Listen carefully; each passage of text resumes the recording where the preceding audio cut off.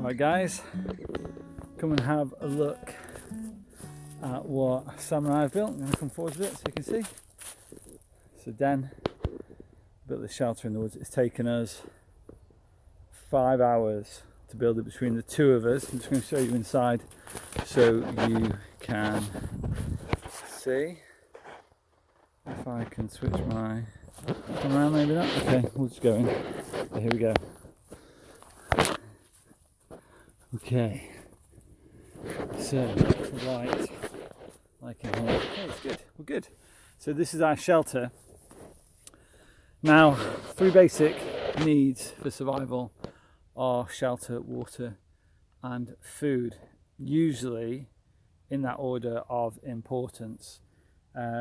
More people die of exposure than they do of lack of water. Of course, it depends where you are, but even, for example, in the Sahara Desert, you're going to want to seek shelter because that's usually your primary, because you're going to get exposed to sunlight, higher sweating and evaporation in the heat, so conserving water, seeking shelter. Let me explain this shelter. So if we do a quick once around, you can see we've got these pillars and then cross beams, and what you do to start off with is you put 4 pillars in the ground, 1, 2, 3 and 4, 1 there, and then you put cross beams across 1, 2, 3 and 4, and then you lean the wood.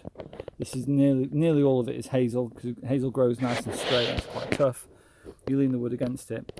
Most of the wood here is green wood, so we've cut living trees to do this. It's a lot. So when you do this, you've got to do it sustainably. Look after the environment. Make sure that you're not killing entire trees. Hazel generally grows as a coppice, so you can take stems off it as long as you do it properly. We'll talk about that another time.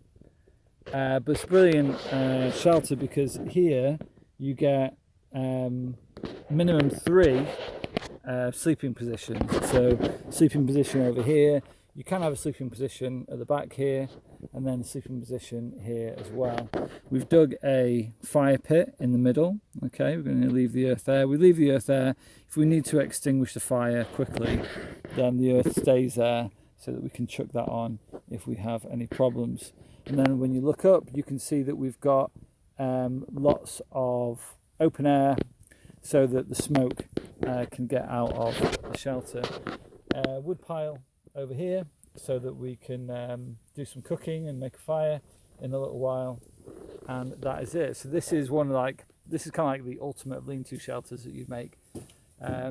Taken 2 of us 5 hours. Now this isn't completely waterproof, and if you look around you can see gaps, certainly here by the doorway. That's our door, so that's supposed to be a gap, but you can see gaps around, and to make it waterproof you don't want the gaps in there. We've covered this with Great Western Red Cedar. The smell in here is wonderful. It's really lovely. Cedar has this brilliant like citrus smell to it, and it's really, really nice. Also great for keeping the mosquitoes and the bugs away as well, which is nice. So here you go. If you had to stick here for a long time, then this is the kind of shelter that you could build. You can see it's massive. It's really big, really big. Go for it, guys. When you're ready, get yourself out, build yourself an awesome shelter.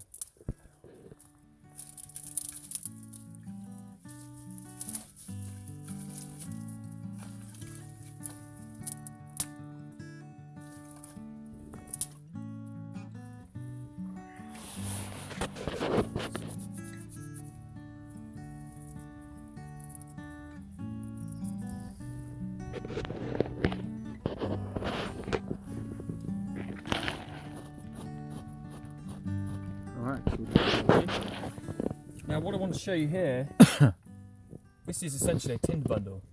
Now I didn't collect this myself, I got a local bird to do it for me. The wonderful thing about this is it's pre-made by a bird. Now obviously I haven't taken it from a tree with eggs in. It's an old nest, and I'm just holding it above the fire, allowing the oxygen to flow underneath and allowing it to catch before I put it down. And as you can see, it's starting to catch quite nicely.